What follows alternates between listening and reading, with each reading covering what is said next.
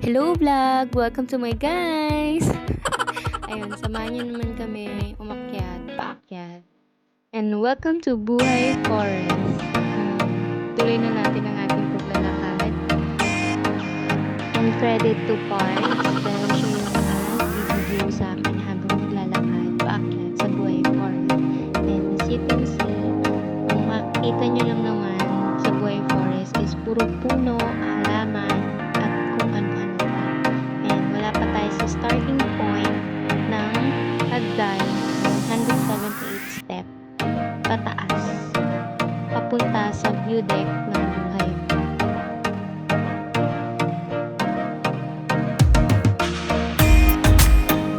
At nakikita ko na ang starting point ng 178 step papuntang view deck ng buhay ko. Tara, akyatin natin.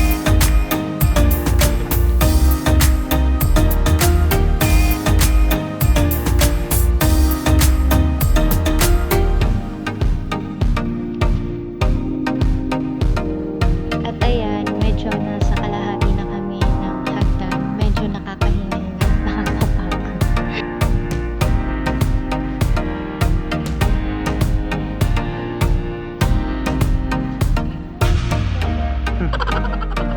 At nakikita nyo naman, medyo matirik talaga yung hagdan. Kaya medyo nakakahinga. Kaya kung ako sa inyo, magdala kayo ng tubig. Kasi wala kami ng tubig.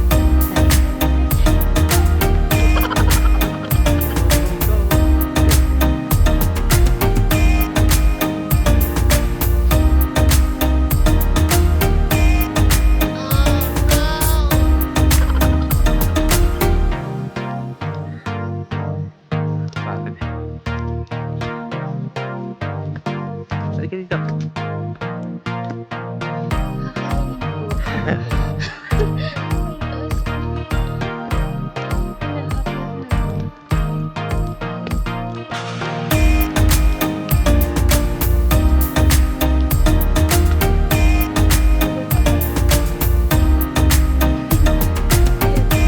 Yan po yung inaakyat namin.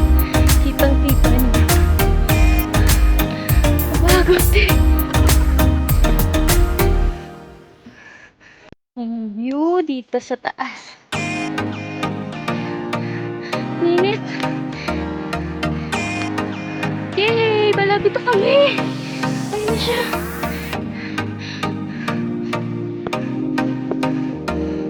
Pero nandito na kami. Malapit na kami. Sa katotohanan ng Buhay Forest.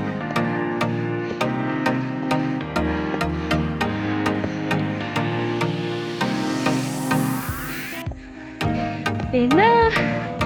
Dito na kami.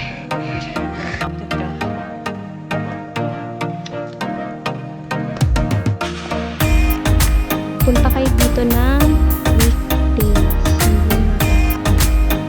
Hi ka dyan, hi.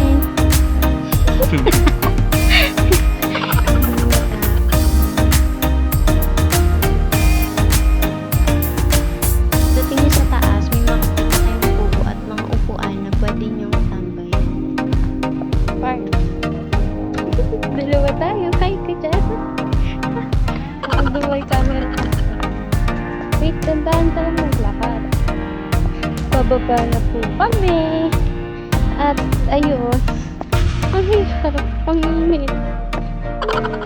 Isa din. Hindi nga.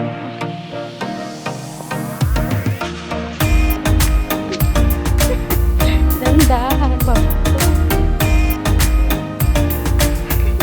Marunong ako.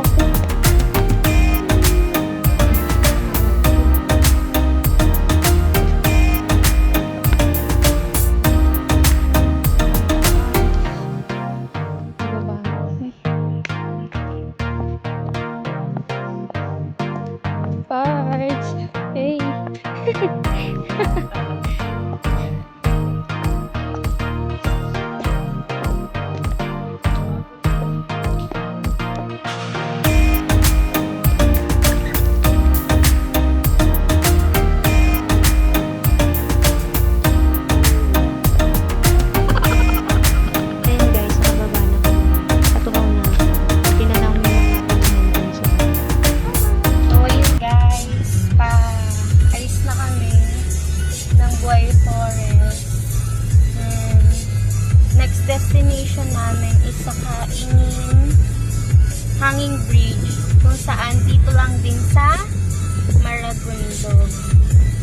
nakita ko lang din siya sa Facebook. Gusto ko lang din siyang puntahan kasi malapit na lang din naman siya dito.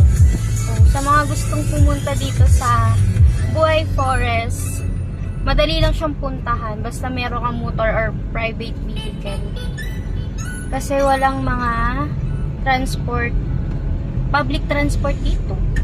Mahirap puntahan kapag hindi ka naka-private vehicle. May entrance fee na 30 pesos at may parking fee din sila. Malawak yung parking slot nila dito kaya okay na okay. Ang ganda ng view sa taas. Malinis, maliwalas, nakakapagod nga lang kasi mainit.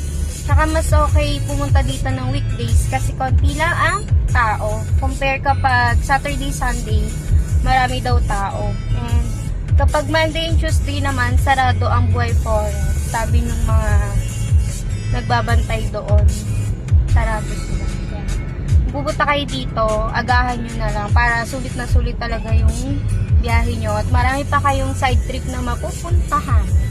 Tulad ng Kaingin Hanging Bridge sa Maragon.